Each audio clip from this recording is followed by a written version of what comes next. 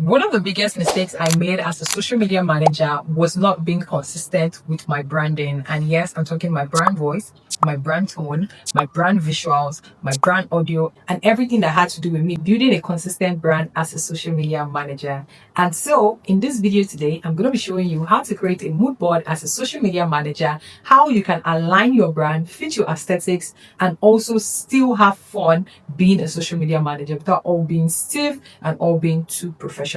If you're new here, my name is Coach B. I'm a retired social media manager who's currently redefining the business of social media management while also building my own social media agency. So if this video sounds like something that you want to know more about, let's get right into it.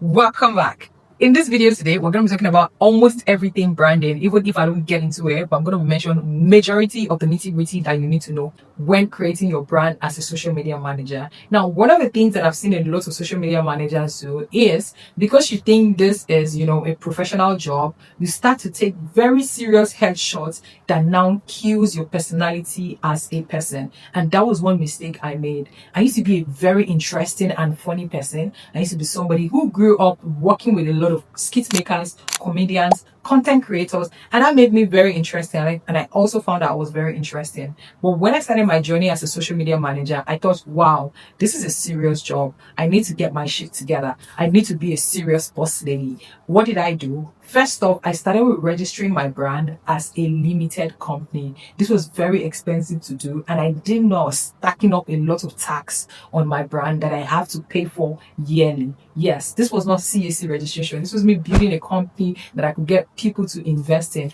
which isn't bad because right now I'm grateful that I did that. But I just incurred a lot of debts on my brand as a beginner. Another thing I did was to get a very professional website. My website was so advanced. It got me a lot of jobs. People saw me as premium. I was able to charge more because when you actually position yourself that way, you will charge more, but you would lose your spark along the way because you're trying to wear a personality that isn't actually you. So when creating your brand, what are the key things that you need to know? One, you want to ask yourself, who are you? Who are you outside you saying I'm a social media manager? Who are you outside you saying I'm a business owner? Who are you after you saying, hi, my name is Helen Paul, I'm a fashion designer? Who are you outside of that? And I'm going to be using myself as an example. When talking about who you are, you want to actually describe who you are outside work. What are your interests? What do you do for fun? What do you enjoy doing? So now I'm going to give you an example. If you should ask me, who am I outside being a retired social media manager, I can go and say, hi, my name is Becky Jo. My best color is green and I like pink. I like to draw, I like to paint, I like to solve puzzles, and I also like to play Scrabble. I'm currently learning how to swim. I like to go to the gym, and I also like to chill at home. I think I'm a social introvert, but once in a while, I like to party and also be by the beach. Now, if you look at all these things that I've listed out, you can pick my interest. You can pick and say, I know something about Coach B. One, my color, which is green. Another thing I mentioned, I like pink. Another thing I mentioned, I like going to the beach. So when you begin to pick out this interest, if you've not seen the video where I spoke about target audience, you want to go check out that video because I broke down all of the things that you need to know when defining your target audience. So when building your brand, you want to know who you truly are. What are your interests? Because you also want to find clients who have those type of interests because it makes it easy for you to sell to people. It's just like I had a call with somebody who I was going to hire and she was smiling all through in the video. I just looked at her and I asked her, why are you smiling so much? And she said, oh, I'm just a happy person. And then I asked her, okay, when were you born? I was just so interested in knowing what zodiac sign. And then she said October 2nd. And I went, oh, wow. So you're Libra. And she's like, how do you know that? And I said, I'm October 4th. I was like, oh my God, it's so nice to meet you. I think we connected. I felt like in my head, I'm like, I like her because if you're born in October, there are similarities in my brain that you would have some of the traits or some of the things that I like to do. And I like to work based on energy. I don't work only based on the things that you know how to do. If I don't vibe with your energy, I don't think I can stay with you for a long period of time. So are you seeing what I'm trying to talk about? So when building your brand, you need to know who you are. The next thing you want to know is, why are you doing what you do? What's the why behind what you do? Now, This is where a lot of you can come. Oh, because I want to make a lot of money, because I need a job that can pay me so much. No. When defining your why, don't ever add money to it. The reason why I am teaching other social media managers is because I want to create an impact in the world. It's because I want to create more employment opportunities for people. It's because I want to help more people be able to have skills that can give them financial freedom. That's the reason I do what I do. I'm not going to say, oh, because I want to sell my courses, or because I want to coach them to, everybody has the money motive. Even NGOs have the money motives. They won't tell you, but yes, tell me, it's a business. Do you think they use all of the money to help the people? They also make money, and that's why you see them, the bosses or the owners are always very fat and big. Yes, everybody has the money motives, but you want to make sure that your why is aligned, most importantly, with the SDGs. For me, I'm more focused towards education, and I'm using social media management as the industry to share education to the society. So your why has to be something that can connect emotionally with people. People need to buy into your why. For example, Nike is not selling you the products. What they are trying to sell to you is that you can do it. Whatever you choose to do, you can achieve it. That's why they are going to use athletes. They're going to use people who are sportsmen to promote their products, to make you feel like I have to go to the gym. But in order for me to go to the gym, I want to wear my Nike so that I'm going to feel strong. Do you understand what I'm trying to say? Coca-Cola is not just going to sell you Coke in a bottle. What they sell you is happiness in a bottle. And that's why in all of their branding, you're seeing people smile, people happy, they're always in parties. Because when you think happiness, you think what? Coca-Cola. So yes, your why has to be connected to something emotionally. That's the psychology of marketing. You guys, marketing is so interesting. Oh my God.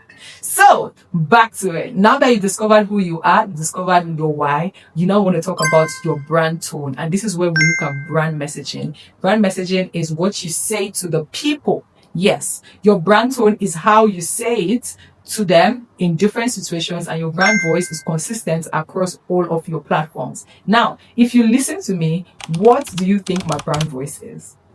I come with this coach voice, yes, and I can be stern. You can say my tone can be funny because I give that type of funny, happy vibe. But you can know that there is when Coach B is serious, and we have to be serious. So your brand tone and voice can revolve around 3 sounds. Some people, they are funny, they are quirky. Some people, banks will be so professional.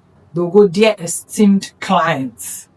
Me, now, I go, hey, social media managers, hi, social media, because we're vibing. We're having fun here. I don't go, dear social, but there's this vibe I'm trying to bring with the Aristotle social media managers, where I go, dear social media managers, but it's still comic because that's a character that I am building.